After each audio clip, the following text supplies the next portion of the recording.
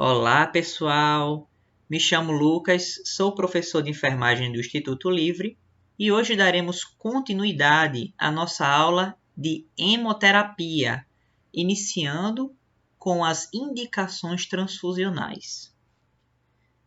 Gente, falando sobre transfusão sanguínea, quais são as indicações dessas transfusões? Aqui é uma reguinha falando sobre a hemoglobina. Hemoglobina, gente, é uma proteína que fica dentro das hemácias e essa proteína é a protagonista, é a responsável por pegar oxigênio, pegar gás carbônico e liberar no seu local respectivo. Quando a pessoa está com mais de 10 gramas de hemoglobina por decilitro de sangue, que é a medição, certo?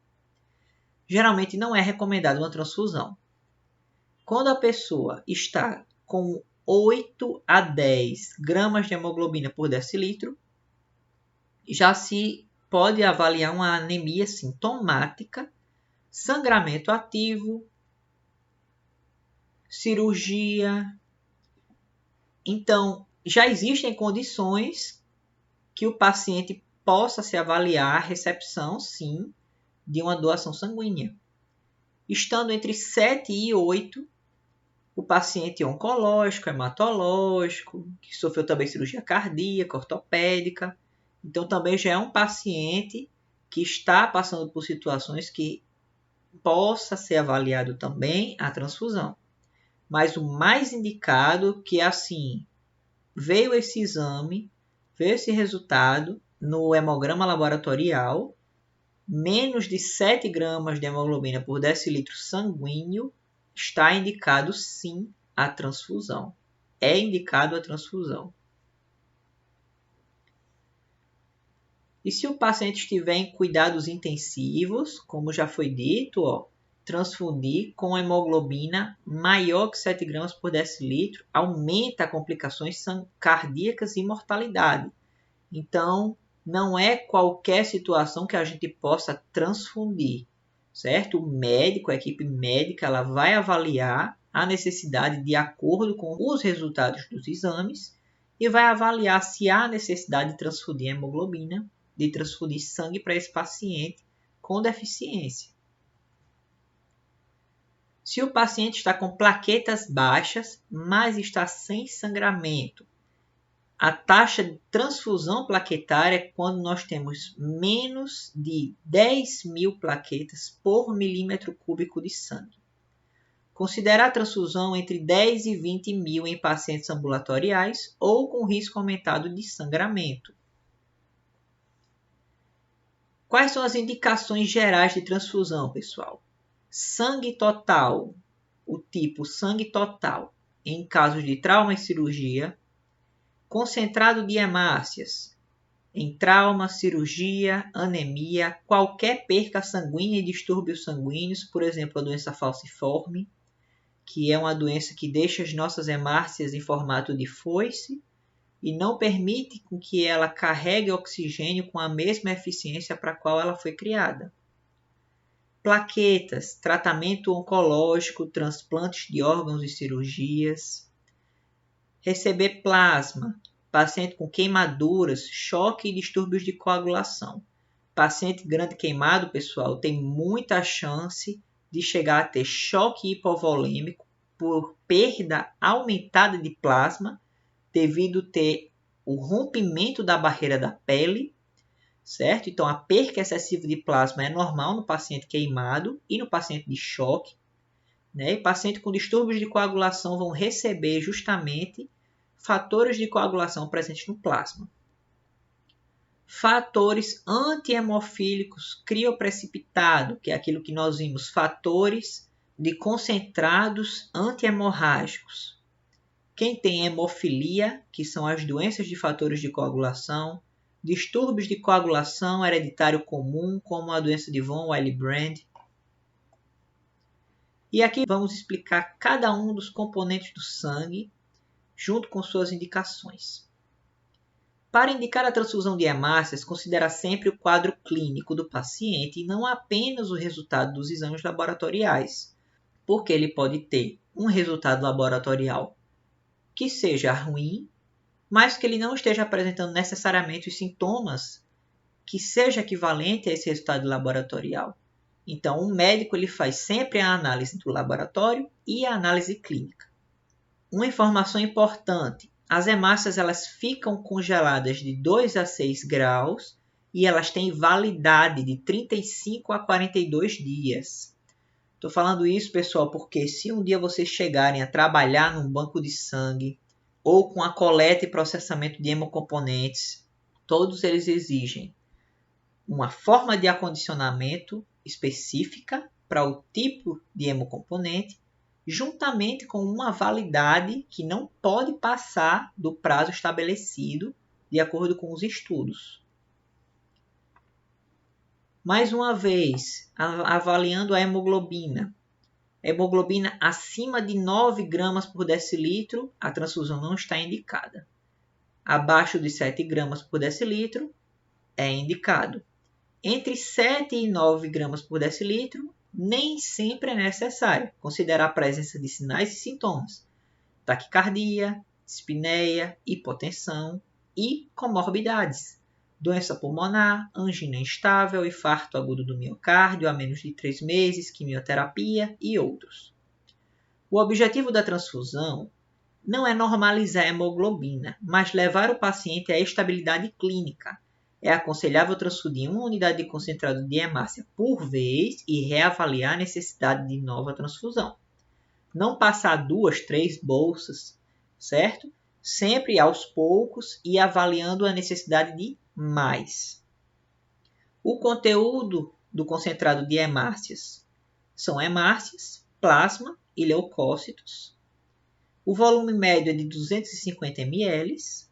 A validade, como foi dita, é de 35 a 42 dias e se mantendo na temperatura de 2 a 6 graus Celsius.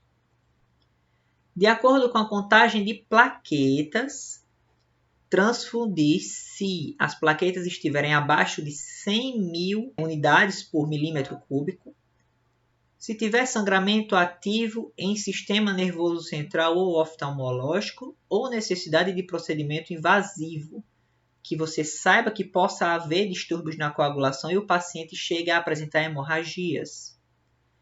Plaquetas acima de 50.000 unidades por milímetro cúbico.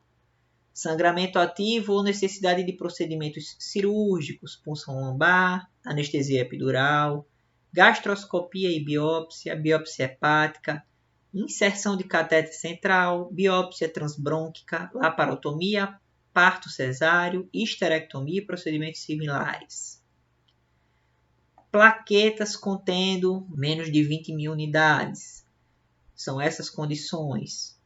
Plaquetas 10.000, menos que 10.000, paciente internável, estável e sem sangramento. Então, se lembre, além de valores laboratoriais, o importante é manter o paciente assintomaticamente clínico, sem apresentar nenhum sinal de que esteja realmente com deficiência desses fatores, independente de nós termos um nível abaixo do recomendado, dos valores de referência. Cada infusão de plaqueta deve conter uma unidade de concentrado de plaquetas a cada 10 kg de peso, ou um concentrado de plaqueta por aférese, ou um pool de plaqueta por buff coat. Gente, aqui são outros métodos de se adquirir concentrados de plaquetas, certo? São procedimentos mais específicos. Vou deixar para vocês pesquisarem. E, como nós vimos no slide anterior, nós temos observações a decorrer da validade, que é de 3 a 5 dias, e a temperatura deve ser mantida entre 20 e 24 graus. Plasma congelado. As indicações para a transfusão de plasma são restritas à sua propriedade de conter proteínas da coagulação. Não se deve utilizar transfusão de plaquetas para a correção de testes anormais da coagulação na ausência de sangramento. Resumindo, fez um teste de sangramento, deu um resultado inesperado. Porém, se está na ausência de sangramento, não é necessário fazer a infusão de plasma congelado. Ele é completamente congelado, pessoal, até 8 horas após a coleta e mantido no mínimo a 18 graus negativos, sendo, porém, recomendada a temperatura igual ou inferior a menos 25 graus. E ele vale por 12 meses, até 12 meses ou 2 anos. A necessidade de procedimento invasivo ou sangramento ativo em paciente portador de deficiência de múltiplos fatores de coagulação, paciente com hemorragia grave, transfusão maciça com hemorragia relacionada à coagulopatia, o paciente tem distúrbios na sua coagulação do sangue, sangramento ativo ou necessidade de realização de procedimento invasivo em paciente com deficiência isolada de fatores de coagulação. A dose é de 10 a 20 mg por quilograma de peso e aumenta a atividade dos fatores de coagulação para níveis considerados hemostáticos, entre 20 a 30%. O importante, gente, é vocês saberem como ela é condicionada, o tempo de validade de cada um desses fatores e algumas das indicações, porque na necessidade clínica você vai ver e vai saber o porquê do médico vai estar passando esse tipo de terapia para o paciente que vocês realizam a administração. Nunca sozinhos, junto com o médico ou com o enfermeiro ou com algum profissional do banco de sangue do hospital. Porque quando se faz infusão de algum desses componentes, pode-se vir ter reações transfusionais, que é necessário cessar completamente a terapia para reverter esse quadro de reação transfusional. Crioprecipitado, nós vimos aqui, temos o fibrinogênio, o fator 8, fator von Willebrand, fator 13 e a quantidade em unidades presentes na bolsa. A meia-vida é a quantidade de horas que cada um desses componentes consegue se manter viável para promover a sua ação no paciente. Repor é usado para repor fibrinogênio em pacientes com hemorragia ou deficiência congênita. Repor fibrinogênio em pacientes com coagulação intravascular disseminada. Repor fator 13 em pacientes com hemorragia por déficit de tal fator quando não se dispuser do concentrado industrial. A utilização é de 1 a 2 bolsas a cada 10 kg de peso, até atingir o nível hemostático, que o fibrinogênio tem que estar superior a 100 mg por decilitro, que é o suficiente para manter o sangue em um nível que ele possa coagular a depender de qualquer intervenção que venha acontecer no paciente.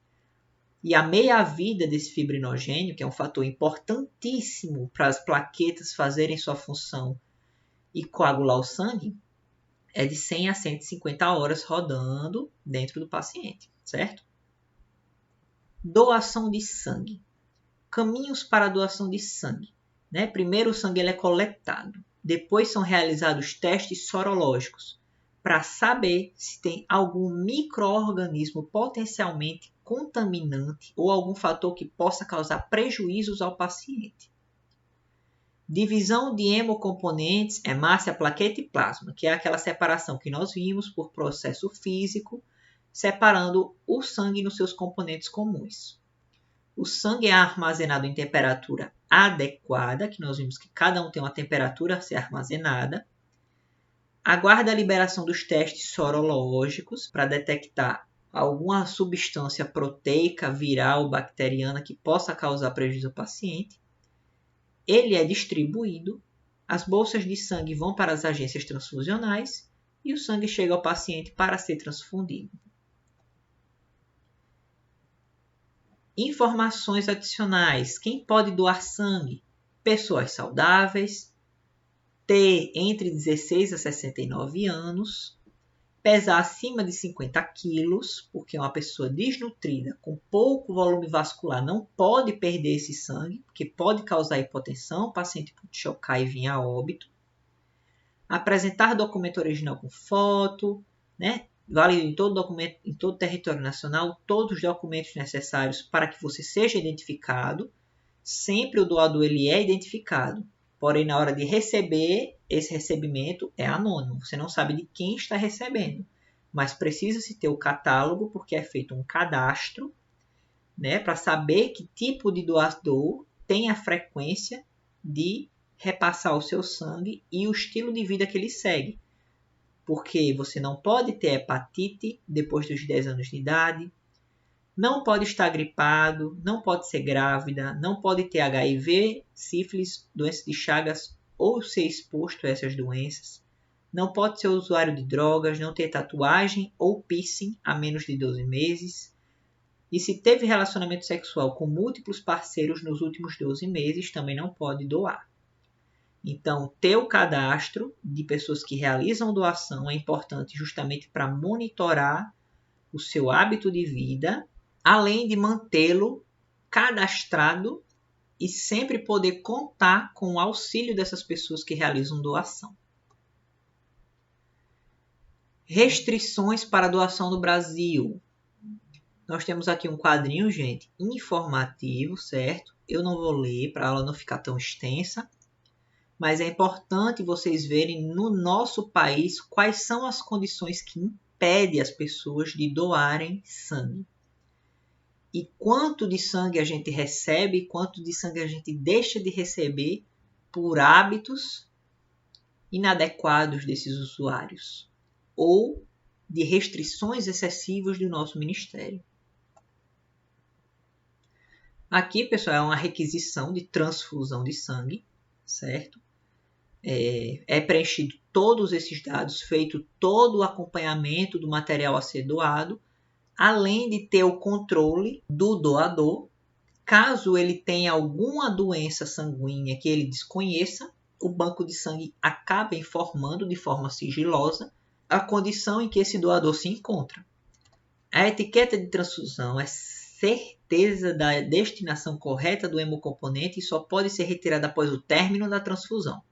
Ela é retirada e anexada ao prontuário do paciente para saber qual componente sanguíneo ele recebeu.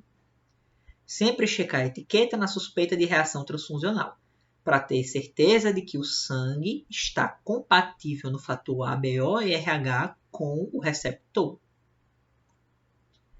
Aqui, pessoal, é uma imagem ilustrativa para vocês verem os componentes que estão presentes na identificação da bolsa sanguínea, né? Uma identificação do doador na forma de código de barras, os dados da coleta, quando ele foi coletado, que o doador foi voluntário, tipo de hemocomponente. Aqui temos um exemplo também da fenotipagem ABO-RH, que é a manifestação genética daquela pessoa. Se o tipo é O, A, B, AB, se é positivo ou negativo. Então aqui fica o tipo sanguíneo, a fenotipagem sanguínea. Data, hora e validade. Testes especiais, se forem realizados. E a temperatura de estocagem e anticoagulante, porque o sangue ele precisa ter um anticoagulante, claro, para ele não coagular após ele ser coletado. A presença de rótulo maior significa que o hemocomponente está liberado para fins transfusionais. Aqui, pessoal, nós temos uma imagem ao vivo para vocês verem o exemplo citado no slide anterior, que nós temos vários códigos de barras, mas nós temos todas aquelas informações visíveis. Data e hora da coleta, a validade, o tipo sanguíneo a ser coletado, o tipo de anticoagulante e o componente da bolsa, certo? Um recadinho aqui, não adicionar medicamentos junto à bolsa de sangue. Medicamentos devem ser feitos em acesso separado ou em vias separadas. Nunca administrar o medicamento junto da bolsa sanguínea para que ele seja administrado ao mesmo tempo do sangue, porque isso pode causar uma reação e não se sabe se a reação é transfusional e pode atrapalhar o quadro clínico e terapêutico daquele paciente.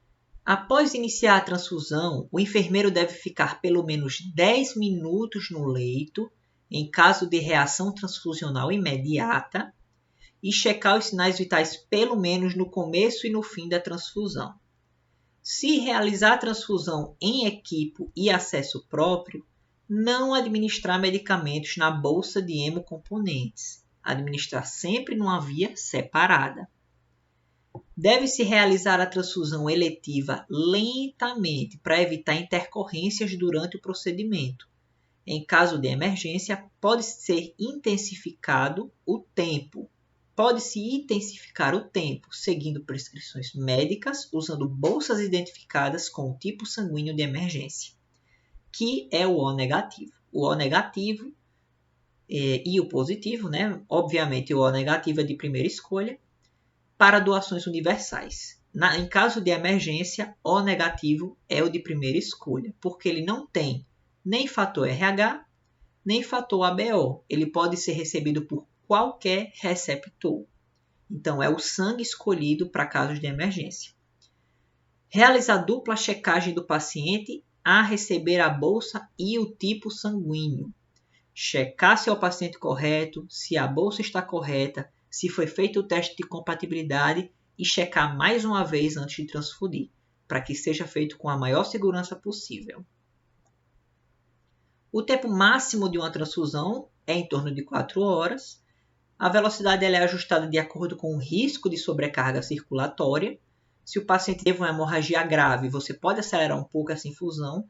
Caso seja uma transfusão agendada devido a uma leucemia, uma anemia, uma cirurgia, então a transfusão ela pode ser realizada de forma mais lenta, sempre checando os sinais vitais e avaliando se o paciente tem alguma reação àquele sangue a ser recebido. O equipo de transfusão deve conter câmara dupla para regular o gotejamento e ser específico com filtro para microagregados. Deve ser trocado a cada 4 horas ou no fim de cada transfusão. Pessoal, o equipo de transfusão não é o mesmo do equipo de medicamentos, certo? Ele tem uma peneirinha chamada de filtro para que ele possa reter qualquer coágulo existente na bolsa, deixando de forma mais segura essa transfusão, para que não seja infundido nenhum coágulo no paciente, esse coágulo vá se deslocar para alguma região específica e causar danos àquela região. E antes de transfundir, aquecer o hemocomponente em aquecedores específicos. Geralmente usa-se um banho-maria e uma temperatura controlada.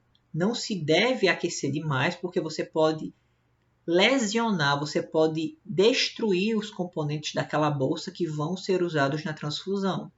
Então, nunca usar, por exemplo, micro-ondas, colocar em água fervente. Existe um aquecedor específico para os hemocomponentes a serem transfundidos, já que eles são preservados em temperaturas mais baixas. Equipo para transfusão e etiqueta. Para vocês verem, o equipo para transfusão ele não é igual. Ele tem esse filtro de microagregados, que é para reter qualquer tipo de coágulo que venha a persistir. E aqui nós temos uma etiqueta sanguínea, né? A etiqueta para transfusões de urgência. Nós temos aqui um ORH positivo, que também pode ser utilizado, certo?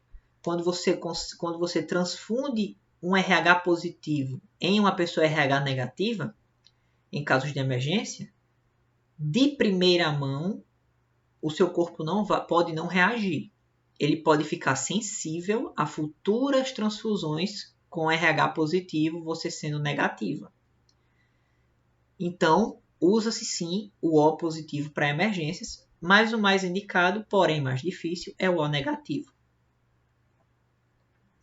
Falando, pessoal, agora sobre as famosas reações transfusionais. O que vocês devem saber que acontece com o paciente quando ele tem alguma incompatibilidade ou alguma reação àquele sangue que está sendo transfundido? Pode ser classificada quanto ao tempo de aparecimento do quadro clínico ou laboratorial, à gravidade, a correlações com a transfusão e ao diagnóstico da reação. Após a transfusão ou até 4 horas após, o paciente pode apresentar febre, temperatura acima dos 38 graus, aumento de pelo menos 1 grau em relação à temperatura pré-transfusional. Então, o ideal é que a temperatura do paciente não se eleve comparado ao início do recebimento desse sangue. Sempre manter a atenção e nunca ser descuidado, porque reações transfusionais não são previsíveis. Elas podem acontecer sem dar aviso prévio e mesmo sendo um tipo sanguíneo compatível. Hemosiderose com comprometimento de órgãos.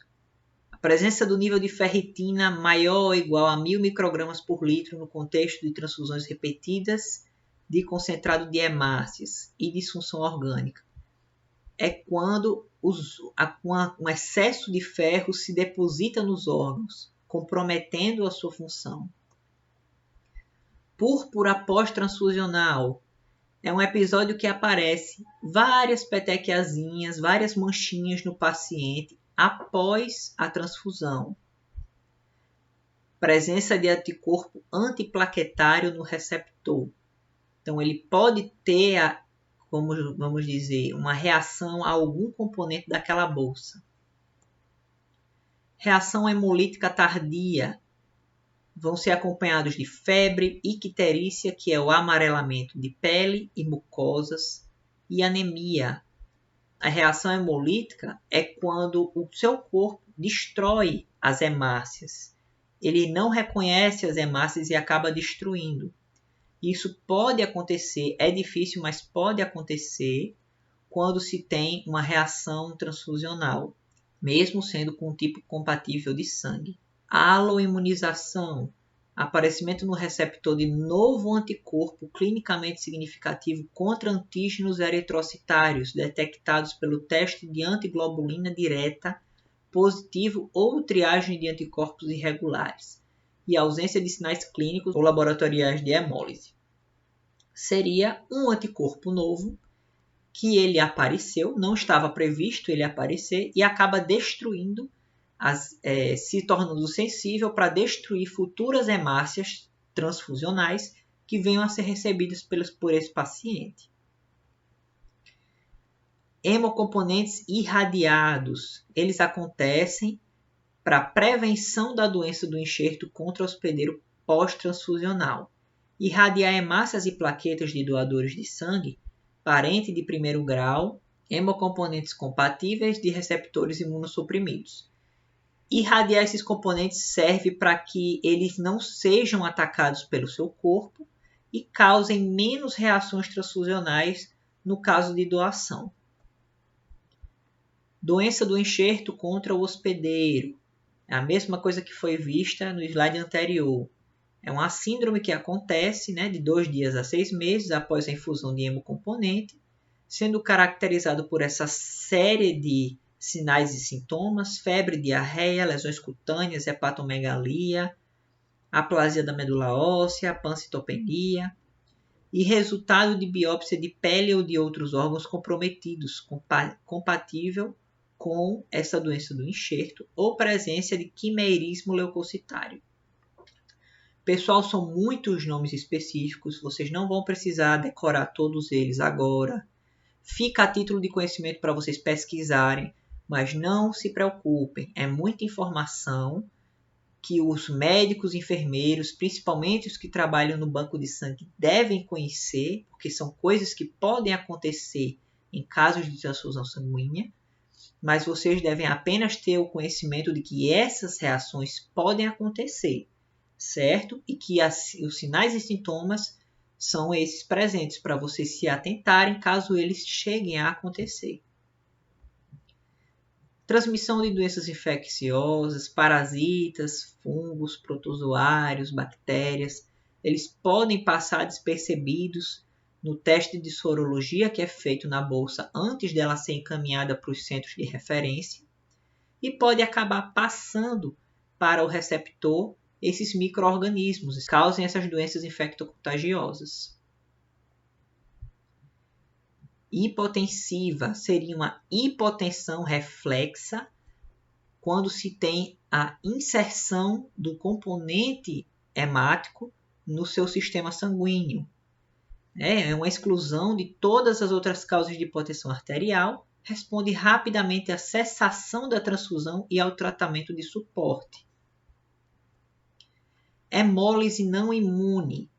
Hemólise durante a transfusão ou até 24 horas após, com ou sem sintomas significativos, sem causa imunológica. E presença de hemoglobina livre no plasma, hemonoglobinemia ou na urina, hemoglobinúria. Hemólise, gente. Lise significa quebra. E hemo, sangue. É a quebra das hemácias que não são causadas por anticorpos, são causadas por outros fatores. Certo? A causa não é imunológica e ela pode acontecer durante a transfusão ou até 24 horas após. Aqui deu um exemplo de colocar o sangue, uma bolsa de sangue para aquecer no micro-ondas. As ondas de irradiação do micro-ondas que aquecem, elas acabam quebrando as hemácias. Então, você pode ter quebra de hemácia por excesso de temperatura, tanto febril do paciente, quanto fatores físicos externos, como a radiação. Dispneia associada à transfusão.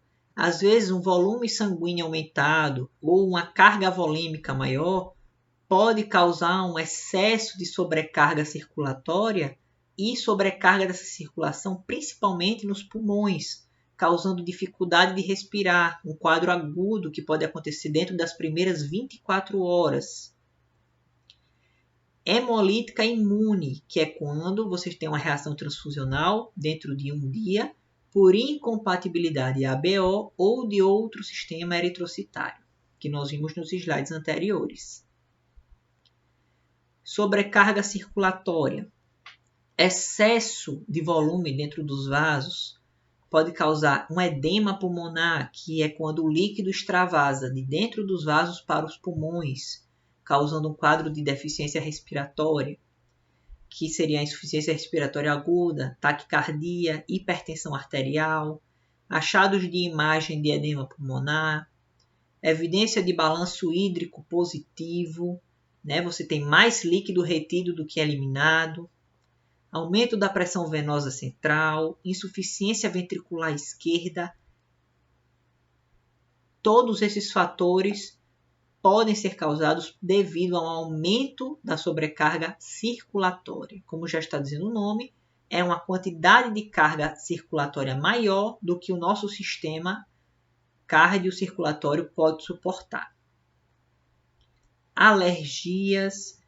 Mais comuns de sintomas são pápulas, prurido, urticária, tosse, rouquidão, edema labial, que seria o inchaço dos lábios, da língua, da úvula ou periorbital ao redor dos olhos.